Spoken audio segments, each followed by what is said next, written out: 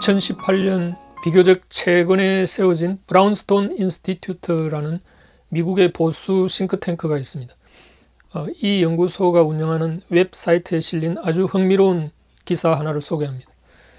그 제목이 Fiat Money and the COVID Regime, Actually Existing Postmodernism 이라는 글인데요.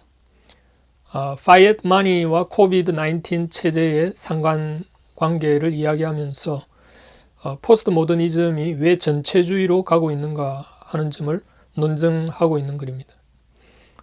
제가 예전에 포스트 모더니즘 시리즈 영상을 올린 적이 있었는데요.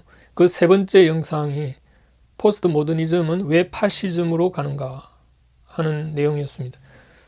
본고를 쓴 마이클 에스펠트라는 분도 동일하게 21세기 포스트 모더니즘이 전체주의로 향하는 그 메커니즘을 아주 독특하면서도 예리하게 분석하고 있습니다. 우선 이 글은 파이엇 마니가 코로나 체제의 전제 조건이다는 주장에서부터 시작하는데요. 일단 파이엇 마니라는 게 어떤 것인지부터 이야기를 해보겠습니다. 지금으로부터 50년 전으로 거슬러 올라가서 미국의 닉슨 대통령이 집권할 당시에 아주 놀라운 경제 정책 하나가 발표됩니다. 달러의 금본위제를 폐기한 것이었는데요. 당시의 달러 가치는 금 1온스당 35달러로 화폐를 금과 연동시켜 놓았는데 이것을 1971년 닉슨 대통령이 폐지시켜버린 겁니다. 말하자면 이 금본위제 하에서는 금 보유량만큼 달러를 찍어낼 수 있었는데 이것이 폐지되면서 마음만 먹으면 달러를 무한정 찍어낼 수 있게 된 거죠. 당시에 미국은 복지 수요가 늘어났고 또 베트남 전쟁을 수행해야 했기 때문에 엄청난 재정이 필요했던 겁니다. 원래는 세금을 걷어서 충당해야 했지만 경기가 좋지 않아서 세금으로는 정책을 제대로 실현하기가 어려워지자 불가피하게 돈을 찍어낼 수밖에 없었던 것입니다. 그런데 금 보유량만큼만 돈을 찍어내야 하는 금본위제로는 돈을 찍어내는데 한계가 있기 때문에 결국 금본위제를 폐기하고 돈을 정부의 명령으로 찍어내는 방법을 선택했던 겁니다. 이렇게 되면 예상하다시피 돈의 가치가 하락합니다. 그리고 돈을 마구 찍어내면 인플레이션이 발생하죠.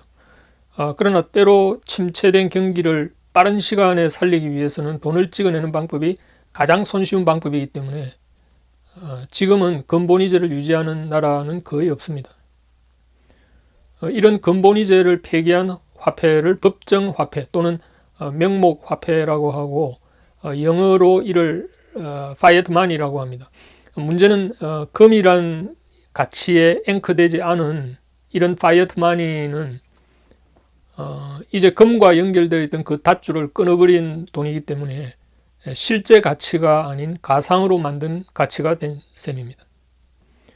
그래서 필자는 이 fiat money가 경제학의 포스트 모더니즘이라는 말을 합니다.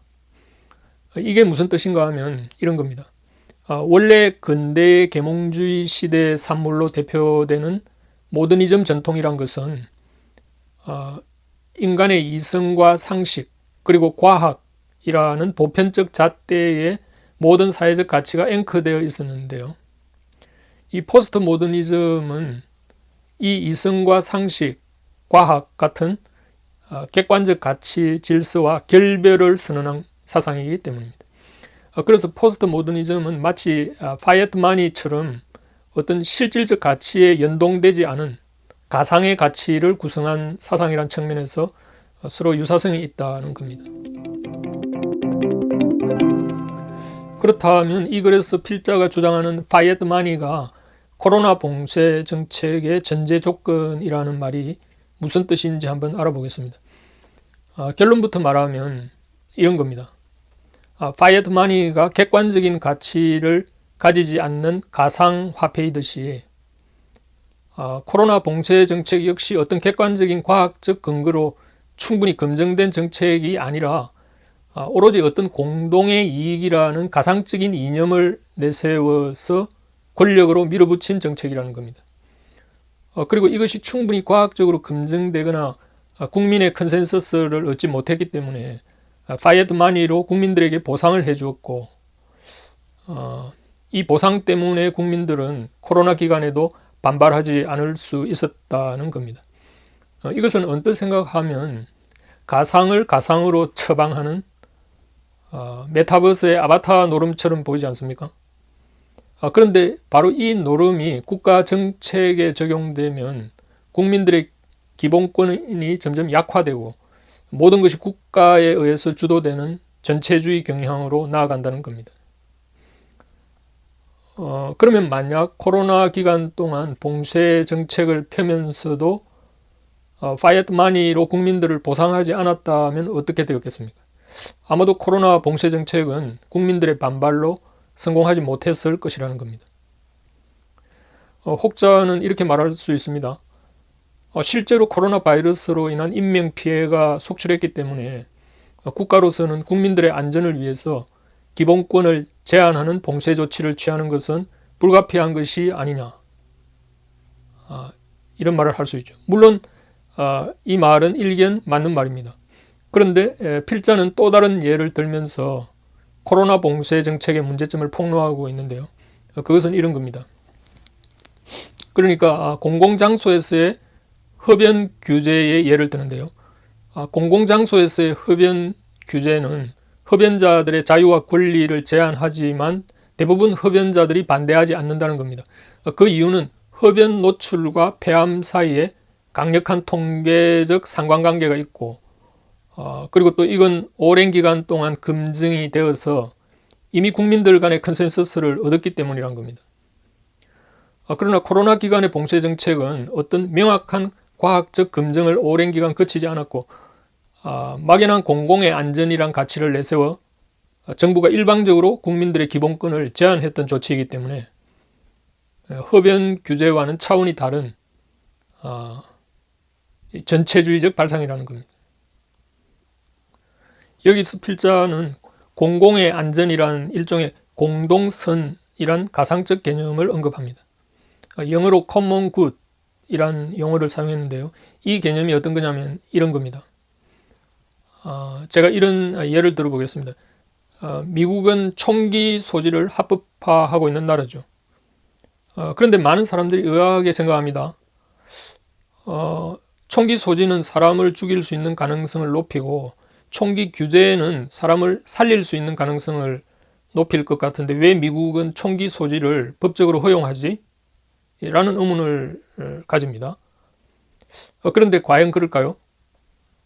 물론 언뜻 생각하면 국민들이 총을 모두 소지하고 있으면 총기 사고가 다발해서 인명살상 사고가 많이 일어날 것 같고 총기를 규제하면 안전한 나라가 될 것처럼 보입니다. 그러나 이것은 과학적으로 검증된 결과는 아닙니다. 좀 아이러니한 현상이긴 하지만 오히려 현실적으로는 그 반대입니다. 그러니까 역사적으로 총기를 규제한 나라들은 모두 대량 살상이 일어난 경우가 많고 또 대부분 독재 국가에서는 국민들의 총기를 규제하고 있다는 겁니다. 예를 들어 볼까요? 1912년 터키는 아르메니아인들에게 총을 반납하도록 했는데요. 그 후 1915년부터 약 150만에 이르는 아르메니아인들을 살육했습니다. 독일의 나치 정권도 1936년 모든 유대인들에게서 총을 몰수했습니다. 그 후 5년이 못 되어서 유대인 학살을 감행했고요. 또 중국을 통일한 모택동은 중국인들에게 총을 반납토록 한 후에 그들을 죽였습니다. 최소 2천만 명이 중국 통일 후에 살육을 당했다고 합니다. 이에 비해서 미국은 건국 과정에서 영국의 식민 지배에 저항하여 총기 반납을 거부하고 그 민병대들이 저항을 했죠. 그래서 독립을 이룩했기 때문에 그 전통이 헌법의 총기 소지를 저항권의 하나로 명문화했습니다. 총기 소지는 마치 자유를 수호하는 상징이 된 것입니다. 그래서 미국은 총기 소지를 합법화한 덕분에 독재 국가가 될 수 없다는 말까지 있습니다. 혹자는 미국이 총기 규제를 하지 못하는 것은 총기 생산업자들이 총기 규제를 하지 못하도록 하는 로비 때문이라고 말하지만 단순히 그런 이유인 것만은 결코 아닙니다. 어떤 면에서 보면 미국처럼 다민족으로 구성된 나라에서 그것도 인구가 3억이 넘는 나라치고는 총기로 인한 인명사고는 통계적으로 아주 적은 편에 속하고 있고요. 만약 미국과 같은 나라가 총기를 규제하면 오히려 총기 소지 때보다 더 많은 폭동과 인명살상이 발생할 것이라는 합리적인 추론도 있습니다. 그리고 미국처럼 광활한 국토에 다양한 인종이 혼합되어 있는 국가임에도 불구하고 건국 이래 무력으로 정권을 바꾸는 쿠데타가 발생한 적이 없고 또 민주적으로 치안이 지금까지 유지될 수 있었던 이유는 총기 소지 덕택이라는 분석도 있습니다. 오히려 미국은 만약 총기를 규제하면 대신 엄청난 경찰력으로 인한 사회 간접 자본이 투입돼야 할 것이고 또 음성적인 무기 거래로 인해서 정부는 엄청난 골칫거리를 안고 국가를 운영해야 할 것이라는 보고도 있습니다. 이런 점에 비추어 볼 때 결국 이 글의 필자가 말하는 요지는 이것입니다. 국가가 어떤 객관적으로 검증되지 않은 공동선이란 이념을 내세우면서 국민들의 기본권을 제한하는 경우는 대개 전체주의로 갈 수 있는 공산이 크다는 말입니다. 대부분 독재국가가 그걸 증명해 주니까요. 당장 북한을 보면 알 수 있습니다. 그들이 내세우는 구호가 얼마나 듣기 좋은 말들입니까? 반미, 반제국주의, 주체, 평화, 반일, 반자본주의 등등. 이런 가상의 이념으로 선동하기 때문에 독재 정권이 유지되고 있으니까요. 생각해 보십시오. 오늘날 개인의 자유와 인권이 보장된 근대 자유민주주의 국가가 어떻게 시작되었습니까? 이것은 종교개혁 이후에 중세기에 그 도그마화했던 종교적 이념으로부터 탈피하려고 한 데서 근대 입헌 국가와 근대 과학이 등장한 겁니다. 이 글의 필자의 주장에 따르면 정확하게는 종교개혁 이후에도 사실상 오랜 종교전쟁으로 유럽인들은 고통을 겪었는데요. 말하자면 종교적 신념이라는 공동선의 개념이 이 권력과 결탁되었을 때의 비극을 종식시켜야겠다고 한 결과가 국가와 종교를 분리하는 입헌 국가를 탄생시켰고요. 또 과학이라는 객관적 증거를 추구한 것이 근대 산업혁명을 이룩하면서 근대 자본주의가 형성되었던 겁니다. 말하자면 모더니즘은 바로 공동선이라는 이념을 권력으로부터 떼내어버리고 입헌 국가와 과학이라는 두 개의 앵커에 연동을 시켰던 겁니다. 그런데 문제는 포스트 모더니즘은 바로 이 근대의 두 축이었던 법치와 과학이라는 밧줄을 끊어버리고 다시 공공의 이익이라는 이념을 내세워서 국가가 필요 이상의 권력을 행사하기 시작한 겁니다. 이것은 마치 중세기에 도그마화한 종교가 권력을 휘두른 교권주의처럼 21세기는 법치와 과학이 아니라 점점 공공의 이익이라는 이념으로 권력을 행사하는 전체주의의 형태로 나아가고 있는데요. 이 배경이 바로 포스트 모더니즘 사상이라는 겁니다. 이제 본고의 한 대목을 살펴보겠습니다. 여기 alleged common good 이란 말이 나오죠. alleged란 단어가 참 재밌는데요. 뭔가 하면 어떤 증거가 없이 주장된 것을 말합니다. 그러니까 alleged common good이란 말은 근거 없는 공동선이라는 말입니다. 해석을 해보면 이런 겁니다. 전체주의는 근거 없는 공동선을 명분으로 강압적인 권력을 가진 정치 권력이 국민의 삶을 무제한으로 규제하는 것이 특징이다. 그 다음 글을 한번 보십시오. 첫 문장에서 construction이라는 말을 사용하고 있습니다. 구성물이라는 말인데요. 해석을 해보면 이렇습니다. 현 체제를 특별히 포스트 모던한 것으로 특징 짓는 첫 번째 측면은 모두에게 부과되는 탈사실적 현실을 구성한다는 점입니다. 그 다음 쭉 해석하면 이렇습니다. 코로나 바이러스의 파장은 사실입니다. 그러나 이번 바이러스 발생이 1968년에서 70년 홍콩 독감이나 1957년에서 58년의 그 아시아 독감과 같이 의학적 수단으로만 대처했던 과거의 바이러스 발생보다 더 위험하다는 사실을 입증할 수 있는 근거는 없습니다. 그리고 그 다음 문장이 의미심장합니다. 여기에 reverses the relationship between right and the state라는 말이 나옵니다. 무슨 말이냐면 권리와 국가 간의 관계가 역전된다. 이런 말인데요. 근대 시대는 기본권을 보호하는 것이 국가의 임무였지만 이러한 탈사실적 현실의 구성은 권리와 국가 간의 관계를 뒤집는다는 점에서 더욱 포스트 모던적이다. 그러니까 여기서 권리와 국가 간의 관계를 뒤집는다는 말이 무엇을 의미하느냐 하면 이런 겁니다. 인간의 권리에 대해서 국가가 보호하기보다 국가가 내세운 이념에 인간의 권리를 희생시킨다는 뜻에서 권리와 국가의 관계가 역전되었다는 뜻입니다. 이것을 총기 소지와 관련시켜서 설명하면 이렇습니다. 미국이 헌법에 총기를 소지하도록 명시한 이유는 모든 개인들이 총기를 소유할 자유를 가짐으로써 자신의 생명과 재산을 지킬 자유를 헌법이 보장해 주도록 한 것입니다. 말하자면 근대 국가의 임무는 개인의 기본권을 보호해 준다는 것이었습니다.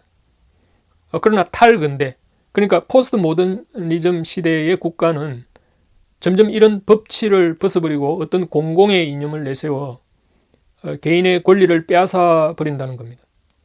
그래서 권리와 국가의 관계를 역전시킨다는 표현을 쓴 겁니다. 마치 이런 거죠. 총기를 소유하면 위험하다는 과학적으로 검증되지 않은 막연한 공공의 선을 내세워서 총기를 규제하죠. 그래서 국민 개개인이 스스로 지키고자 하는 자유를 박탈하고 국가의 이념에 따르라는 겁니다. 이게 바로 권리와 국가의 관계가 리버스하게 된다는 말이죠. 중국이 내세우는 구호가 뭡니까? Follow the party. 그러니까 당의 이념을 따르라 라는 것이 바로 이런 거죠. 또 북한이 주체 이념의 모든 인민들로 하여금 일사불란하게 따르도록 한 것이 바로 이런 전체주의적 발상인 것이죠. 그런데 필자는 포스트 모더니즘적인 21세기 전체주의는 과거의 그 나치와 같은 파시즘적 전체주의나 혹은 마르크시즘적인 좌익 전체주의와 다른 점이 뭔가 하는 것을 이렇게 말하고 있습니다. 이 문장은 그냥 바로 해석해 보겠습니다. 현재의 포스트 모던 전체주의와 이전의 전체주의 사이의 가장 중요한 차이점은 바로 이 점입니다. 공산주의에서는 역사의 궁극적 목표인 계급 없는 사회, 또 국가사회주의에서는 인종적으로 순수한 사회와 같은 절대적 선이라는 거대 내러티브가 지금의 포스트 모더니즘적인 환경 속에서는 건강보호, 기후보호, 페미니즘, 성정치 이런 것과 같은 부분적 공동선들에 대한 수많은 작은 내러티브로 대체되었다는 점입니다. 이게 말하자면 막시즘이 네오막시즘으로 바뀐 점과도 일맥상통하는데요. 이런 겁니다. 이를테면 포스트 모던 시대가 되면서 두드러진 것이 바로 페미니즘 운동이나 정체성 정치 운동, 그러니까 동성애를 포함해서 소위 소수자 인권을 내세우면서 성정체성 집단의 권리 운동 같은 건데요. 일종의 언더도그마 현상을 일으키는 경우이고요. 또 환경 생태주의 같은 건데요. 소위 어떤 이점을 내세우는 것들은 모두 객관적 사실에 입각하지 않은 가상의 이념에 빠진 사상들입니다.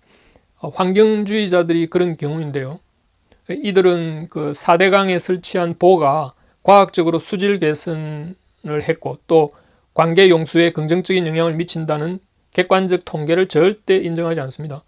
무조건 4대강의 보는 자연을 훼손한다는 무대뽀 주장을 합니다. 이 기후변화에 대한 시나리오도 이와 유사한데요.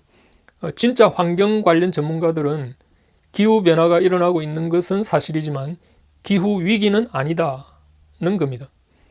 정작 기후위기라는 목소리를 높이는 사람들은 대부분 환경 전문가들이 아니라 정치적 이념에 빠진 사람들이 태반이라는 겁니다. 이 밖에도 포스트 모더니즘적 가상의 이념에 심취한 현상들은 소위 awakeness라고 해서 각성이라고 번역해야 할까요?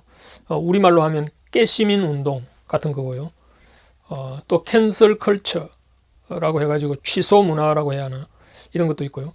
또 political correctness, 소위 정치적 올바름이라고 해가지고 PC주의 같은 것도 있죠. 언뜻 보면 모두 좋은 운동들처럼 보입니다. 대부분 이런 운동들이 마치 의식 있고 깨어있는 지성인들의 운동인 것처럼 보이기도 합니다. 그러나 이런 운동들의 문제가 뭔가 하면 일단 상식과 이성이란 객관적 사실을 중시하지 않는다는 겁니다. 마치 파이어트 마니가 금에 앵커되어 있지 않는 것처럼 이들의 주장은 객관적 사실과 상식을 벗어납니다. 오히려 이런 사상들의 문제를 지적하는 학자들이나 교수들이 또 어떤 전문가들이 대중연단에 서면 이들은 온갖 저주와 야유를 퍼붓죠. 일례로 그 데일리 와이어를 창립한 미국의 정치평론가 벤 샤피로는 이런 운동들의 문제점을 많이 지적하는데요. 이 사람이 대학 강연에 쓸 때는 경찰들이 대규모 시위를 진압해야 할 정도입니다. 소위 이런 자칭 깨어있는 시민, 깨어있는 대학생으로 자처하는 이런 사람들이 오히려 비관용적으로 테러를 하거나 무력 시위를 행사한다는 것 자체로 포스트 모더니즘이 전체주의적 경향으로 가고 있다는 방증이기도 합니다. 동성애자들이나 동성애 지지자들이 길을 쓰고 차별금지법을 통과시키려는 집요한 노력을 하고 있는 것을 한번 보십시오. 이들은 성적 지향이란 가치 판단의 영역을 우리의 양심이 판단하지 못하도록 법으로 막으려는 것이기 때문에 매우 전체주의적입니다. 만약 차별금지법이 통과되면 우리 사회는 언론이나 사상, 양심의 자유가 아주 위축될 겁니다. 퀴어 축제를 벌이는 사람들 보십시오. 만약 이들이 정치 권력을 얻게 되면 파시즘 정권을 만들 소지가 다분하지 않을까요? 이 글의 필자는 이런 포스트 모더니즘의 양상을 프랙티컬 포스트 모더니즘이라고 명명하는데요. 뭐랄까 실천적 포스트 모더니즘이라고 해야 할까요? 이 말을 좀 풀어서 설명하자면 이런 겁니다. 그러니까 프랙티컬 포스트 모더니즘은 객관적 진리와 이성이 권력을 제한하는 데 사용될 수 있다는 생각을 거부하는 사고방식이다 라고 정의하고 있는데요. 말하자면 이성과 상식 그리고 법치를 제쳐두고 오로지 권력이 옳고 그름의 주요 결정 요인이라는 사상을 말합니다. 간단한 예 하나만 들면 이런 겁니다. 최근에 트롯 열풍을 타고 혜성처럼 나타났던 황영웅이라는 사람이 있었죠. 그 노래 실력을 놓고 보면 제2의 임영웅이다는 평가가 나왔고요. 그래서 경연 상금만 해도 6억 이상을 눈앞에 두었는데 어느 한 네티즌이 과거 황영웅의 행적을 폭로하는 바람에 경연에서 낙마해버렸습니다. 소위 넌 아웃이야 라는 캔슬 컬처의 대표적 사례라고 할 수 있습니다. 언뜻 보면 그가 과거 학폭 같은 나쁜 짓의 전과가 있었기 때문에 그는 영웅의 자격이 없어 보일 수도 있습니다. 그래서 대중들로 하여금 그를 비난하도록 선전하는데 그의 과거 행적은 아주 좋은 사냥감이 됩니다. 대중들은 단숨에 달려들어서 그를 기어이 경연에서 그 경연의 절정에서 낙마를 시켜버렸죠. 그러나 엄밀하게 보면 만약 그가 어떤 잘못이 있어서 지금까지 그 잘못에 대한 벌을 받지 않았다면 법적으로 처벌되어야지 왜 군중의 인민재판을 받아야 합니까? 그가 현행범도 아니고 지금 그가 경찰서에 끌려가서 조사받을 일을 저지르지도 않았는데 그는 대중들에 의해서 아주 가혹한 린치를 당한 셈이죠. 말하자면 어떤 객관적 사실에 앵커되지 않은 이런 선동은 권력을 창출하고 그 권력은 때로 도를 넘는 힘을 행사하는 겁니다. 해방 후에 북한의 공산 정권이 인민재판을 행하던 사람들을 한번 생각해 보십시오. 따지고 보면 그때 그 사람들에게도 당시에는 그들의 가슴 속에 굉장한 정의감과 사명감이 불타올랐을 겁니다. 소위 공동선이라는 바로 그 숭고한 이념이 오히려 전체주의를 창출해내는 메커니즘인 겁니다. 저는 이 일련의 과정을 보면서 톨스토이의 짤막한 단편소설 하나가 생각났습니다. 그 내용은 이런 겁니다. 어느 꼬마가 사과 파는 할머니의 사과를 훔치는 바람에 할머니가 그 아이를 모질게 다루려고 할 때 주인공, 그 구두수성공인 주인공이 이런 말을 하죠. 할머니 그만 용서해 주세요. 만약 사과 하나 훔친 것 때문에 그토록 모진 벌을 받아야 한다면, 만약 우리가 우리 죄로 인해서 하나님이 우리를 벌하신다면 아마도 우리는 우리의 살점 하나도 남아나지 못할 겁니다. 이제 우리가 한번 차분히 생각을 해보십시다. 우리들 중에 누가 감히 황영웅보다 낫다고 자부할 수 있는 사람이 있겠습니까? 50보 100보가 아닐까요? 그러니 엄정한 객관의 현실에 앵커가 되어 있지 않은 포스트 모던적 세태 속에서는 누군가가 좌표를 찍으면 우르르 하이에나처럼 달려드는 좀비 인생이 되는 겁니다. 바로 이런 객관적 사실이라는 기반을 상실한 세상 속에서는 결국 권력을 가진 자가 어떤 공동선을 내세워서 선전선동을 하게 되면 대중들은 손쉽게 조종되는 겁니다. 이게 바로 포스트 모더니즘적인 정치 양상이 전체주의로 나아갈 수밖에 없는 메커니즘인 겁니다. 이제 결론적으로 본고의 한 단락을 살펴보고 마치겠습니다. 첫째 문장을 한번 보겠습니다. 중간 부분에 Construction of a Corona as well as of a Climate Crisis 라는 말이 있죠. 그러니까 코로나나 기후위기 같은 Construction, 이 구성물이죠. 구성물. 이 Construction이라는 것은 일종의 시나리오 같은 겁니다. 그리고 문장 뒷부분을 보면 이 Constructions, 이 구성물들로 인해서 부추겨진 공포와 히스테리가 무엇에 기여한다는 겁니까? 바로 우리의 일상을 위험에 빠뜨린다는 말이죠. 두 번째 문장을 보십시오. 과학과 종교를 비교하고 있습니다. 종교가 과거에 중세기에 그랬던 것처럼 과학도 그렇게 오용될 수 있다는 거죠. 어떻게 과학을 미신처럼 만든다는 말입니까? 문장 중간에 보면 Parameters can be arbitrarily adjusted. 그러니까 파라미터가 임의로 조작될 수 있다는 말이겠죠. 그러니까 변수를 조정한다는 말인데요. 그래서 모델 계산을 통해서 재난 시나리오를 그린다는 그런 말입니다. 마지막 문장을 보십시오. 증거보다 모델을 우위에 놓는 이런 조작을 통해서, 여기 조작이라는 말은 없지만 제가 의역을 한 겁니다. 모델을 우위에 놓는 이런 조작을 통해서 증거가 아닌 모델을 중시하는 것은 다름이 아니라 현존하는 포스트 모더니즘이 포스트 팩추얼 컨스트럭션 오브 리얼리티, 그러니까 사실을 탈사실적으로 구성하는 포스트 모더니즘과 완벽하게 일치한다는 말입니다. 쉽게 말하면 이런 겁니다. 과학이 객관적 증거에 의존하지 않고 어떤 모델, 그러니까 여기서 모델이라는 것은 어떤 패턴을 말하는 겁니다. 말하자면 증거가 아니라 패턴에 의존하는 것은 마치 포스트 모더니즘이 사실에 기반하지 않고 탈사실적 구성물에 의존하는 방식과 유사하다는 뜻입니다. 결국 이런 겁니다. 코로나 정책이나 기후 위기에 대한 대응 같은 것들이 모두 과학적 증거에 기반한 것이 아니라 어떤 추이나 패턴을 가지고 마치 그것이 실제로 일어나는 것처럼 공포심을 조장한다는 말입니다. 그런데 문제가 뭔가 하면 이런 구성된 시나리오에 한번 빠지면 어떤 객관적 증거를 보여줘도 믿으려고 하지 않는 것이 문제인 겁니다.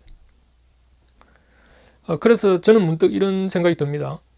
지금 제가 이 글을 소개하지만 여전히 이 영상을 시청하는 시청자 가운데는 이 필자의 견해에 동의하지 않을 사람도 있겠다는 생각을 하게 됩니다. 왜냐하면 결국 인간관에 대한 입장이 어떤 것이냐라는 문제일 수도 있기 때문인데요.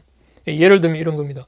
어떤 사람은 기독교적 세계관에 입각해서 인간은 모두 죄인이고 불완전한 존재이기 때문에 어떤 절대적인 가치에 앵커되지 않으면 인간은 방종과 나태와 무책임으로 불행하게 될 것이다는 생각을 할 것이지만 인간은 그냥 진화된 존재야, 신은 존재하지 않아 라고 생각하는 분은 아마도 인간의 책임적 자유보다는 욕구에 이끌리는 삶을 더 자연스럽게 생각할 수도 있습니다. 그래서 어떤 사실보다 권력을 형성해서 남을 조종하거나 아니면 인간이 책임의식을 갖고 힘들게 자유를 영위하기보다 그냥 나태하게 누군가의 조종을 받으며 살아가는 것이 더 편하다는 생각을 할 수 있기 때문이니까요. 결국 역사는 세계관의 전쟁인 셈이죠.